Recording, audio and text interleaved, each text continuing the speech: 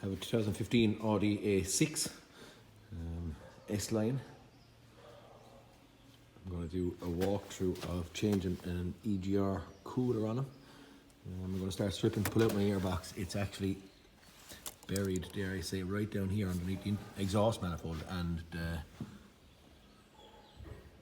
turbo. You can't rightly see it. Anyway, I'm going to start stripping and point out people what I do, okay?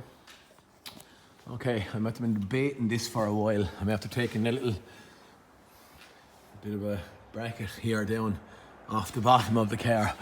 The cooler's buried up and in here. Even to get the exhaust off it, I feel is going to be awkward.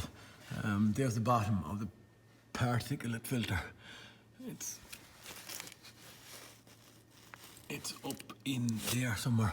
Maybe I could take off an engine mounting and subframe. We're going to start taking off the subframe here, okay?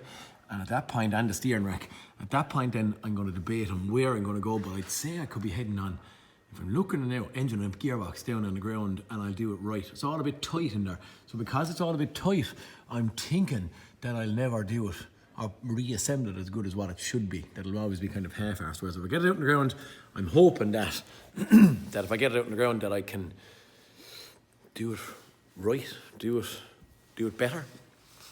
So horse subframe off, steering rack, debate on taking engine gearbox down onto the ground, okay? We'll have a look and see where we go.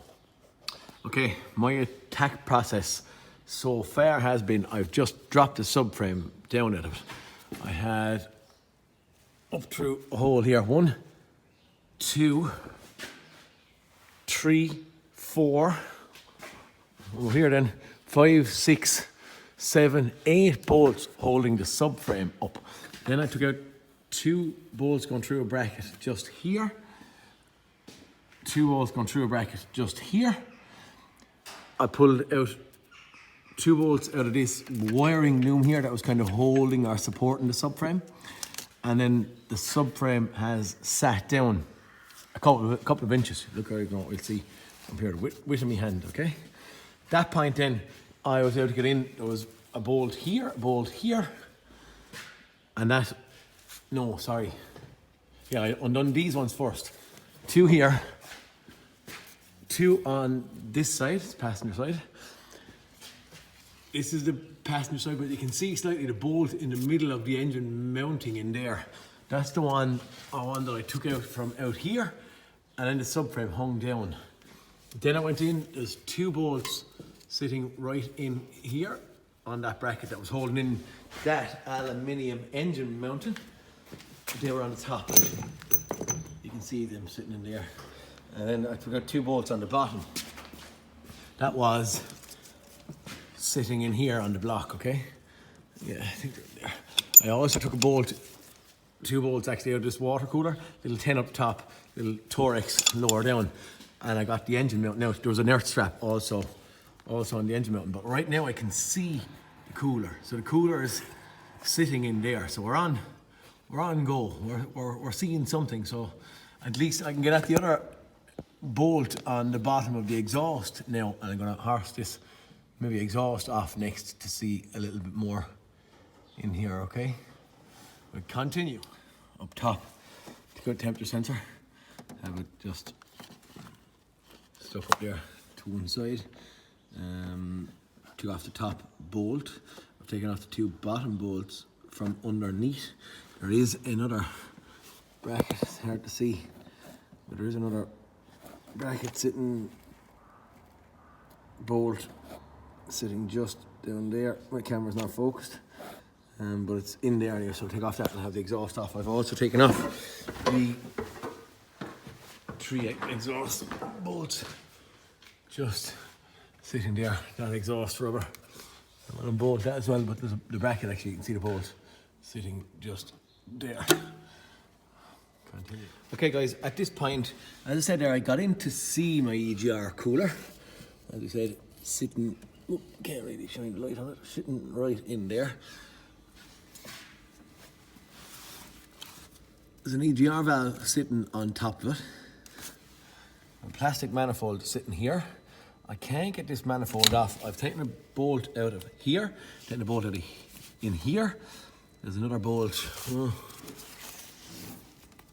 Oh yeah, sitting in here. But I still cannot get this off because there's another bolt, the same as this, the comrade of this one is sitting in there, but I can't get in at it.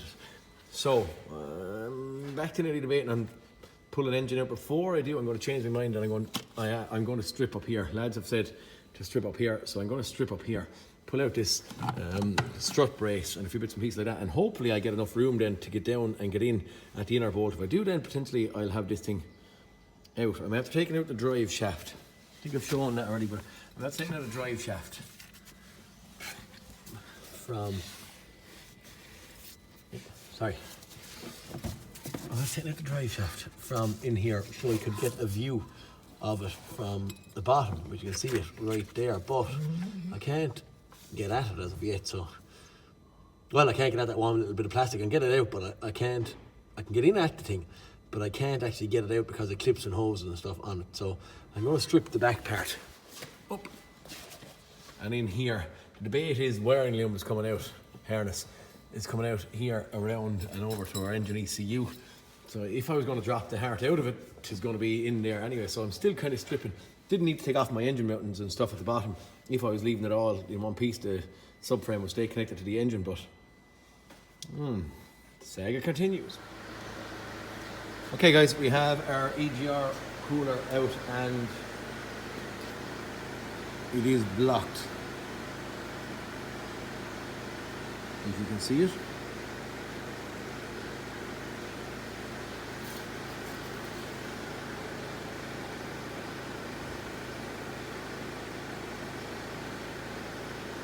Same thing inside it. And we're going to start. Okay, a little bit awkward to get out.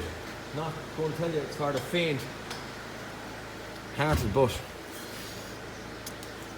when you're looking in at the EGR cooler, you can get at these two bolts on this side easy enough. The back one, don't go near it until you have the top end disassembled. So what I'm suggesting is that you disassemble in around here, top of the turbo. This bit of plastic is stuck in there. I've shown already some of the bolts that come out, i.e. that and that. The one that was on the opposite side to that, which is him, he's quite hard to get at. I'm going to spin it around. It's buried in at the back and very awkward. It's not for the faint heart to get at the bolt. I came up from the bottom and I actually used this Torx head, but it's a flexible yoke, and I put a spanner midway with a spanner bending it to suit me, okay? So that's what got off that bolt. One of the most awkward things. Also, lads have said, I saw on other videos, don't attack it without using one of these cable-y, circular pliers things. Yes, needed, very much so. Not that easy, but once you get out that awkward bolt here that we have on the back, let's pull a clip off of this, which sits onto the EGR valve. So there's our EGR valve. That assembles onto that, and when we're looking in there, what we see is that side of it. As I said, around from the bulkhead, the bolt is in there. It's quite awkward to get in at. One or two awkward water pipes that you can use that circuit pliers on, but at this point in time, it's out and blocked, so happy days on the home run. Now guys, I'm putting back in the engine mounting in two bolts. I still have to drive in, raise up my subframe, putting bolts in the top, but I have the drive shaft back in, bracket in on top of it. I have the exhaust back up, back on, bolts there to be tightened alright.